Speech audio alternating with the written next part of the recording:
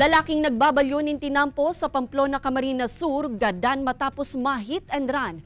Mantang tulong persona, irido man sa duwang magkasuhay pang aksidente sa tinampo sa probinsya nin Camarines Sur. Si Jessica Calinog nakatutok.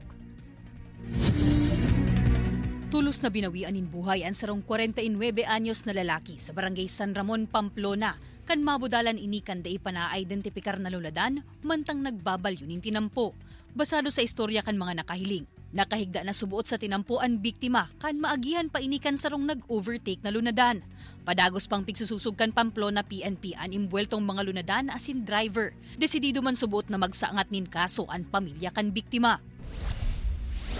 Sa Banwaan nin Pili, sarong motorsiklo na paliko kuta na sa DepEd Camarines Sur Division Office ang aksidenteng nabangga kan kasunodan na dump truck. Naguyod pa nin pirang metro parayo ang motorsiklo. Nakaapon ang driver kaini, mantang ang backride. Pumina irarom sa truck. Parehong irido ang lunad kan motorsiklo na tulos man idinalagan sa ospital.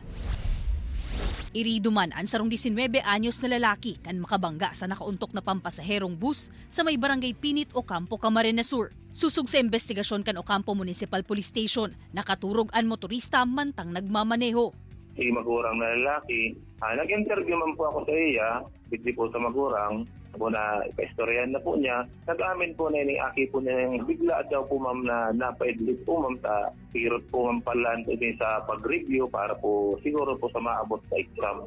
Kulog kan likod ang pigmamati kan motorista huli sa pagkakabangga kaini. Nagkauyo naman ang mga imbueltong lado na iagi na sana sa areglo ang insidente. Liwat man na nagpapatanid ang mga otoridad sa mga motorista. Na kung nakakamati nin pirot o mayo sa wisyo na magmaneho, daay na magpirit, nganing makalikay man sa aksidente. Kaibanan si Gerald Gandia, Jessica Calinog, Balitang Bicolandia.